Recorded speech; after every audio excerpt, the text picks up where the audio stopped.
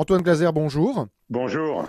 Cameroun, Bénin, Guinée-Bissau, que pensez-vous de ces choix? C'est une sorte de retour un peu dans le précaré français, d'aller dans des pays que le président avait un peu boudé au cours de son premier mandat. Il parlait d'un début de deuxième mandat dans des pays comme l'Angola, l'Afrique du Sud, etc. Mais on voit qu'il y a une urgence. En fait, la France est en train de perdre des positions dans des pays en particulier d'Afrique centrale, et on voit qu'il y a une sorte de réinvestissement, en particulier au Cameroun, qui est un pays stratégique par rapport à la Centrafrique, où la France a perdu toutes ses positions, par rapport au Tchad enclavé, qui a absolument besoin du Cameroun. On sent que c'est un voyage, à mon avis, géopolitique, géostratégique, au-delà même des relations bilatérales d'État à État. Pourquoi maintenant? Est-ce que c'est pas un peu tard finalement? Je pense qu'il y avait vraiment urgence. Le Cameroun avait, au mois d'avril, signé un accord de coopération militaire et de défense avec la Russie. On a bien vu que le Cameroun, qui a toujours eu des relations compliquées avec Paris, quasiment depuis l'accession de Paul Biya au pouvoir, qui avait, dans sa sécurité personnelle, est assurée par les Israéliens.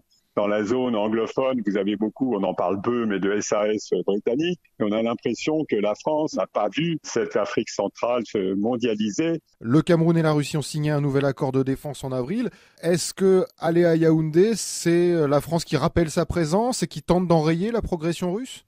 Absolument. La France qui veut absolument enrayer, bien sûr, la présence de la Russie, en particulier en Afrique centrale. Au-delà de ça, Emmanuel Macron a pris conscience que sa politique africaine, disant il faut sortir du précaré, il faut aller dans les pays anglophones, on voit bien que cette politique a ses limites. Pendant qu'Emmanuel Macron sera à Yaoundé, vous avez le ministre russe des Affaires étrangères, Sergueï Lavrov, qui sera à Brazzaville, et on voit bien que le Gabon voisin est rentré au Commonwealth.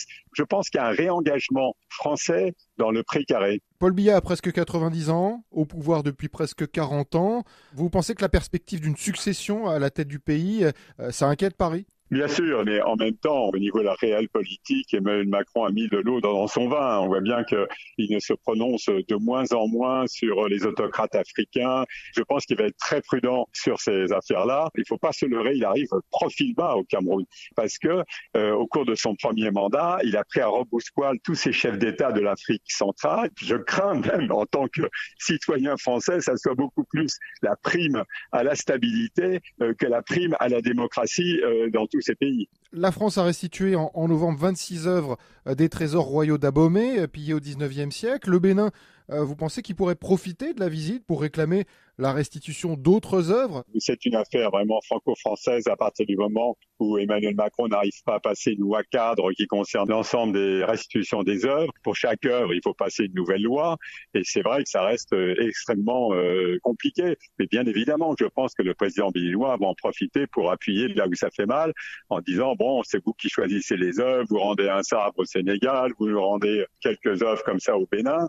Mais il faut quand même adopter une loi cadre. On voit que des pays, en particulier la Belgique ou même l'Allemagne, est en train d'aller beaucoup plus loin que la France. La Guinée-Bissau, pour terminer cette tournée, cette visite est une première pour Emmanuel Macron. C'est parce que maintenant le président de la Guinée-Bissau est le président de la communauté des États d'Afrique de l'Ouest et que la France ne veut plus apparaître en première ligne. Et quand elle intervient ou quand elle fait part de ses désiratés, elle passe par la CEDEAO. Elle n'est pas obligée, mais il y a maintenant une nouvelle stratégie, c'est de ne plus être en première ligne. Quand on a un certain nombre d'observations à faire, ça passe à travers des organisations régionales africaines et que ça ne soit plus le grand chef blanc qui, depuis l'Élysée, disent voilà, il faut faire ci ou il faut faire ça, y compris dans les anciennes colonies françaises. Antoine Glaser, merci.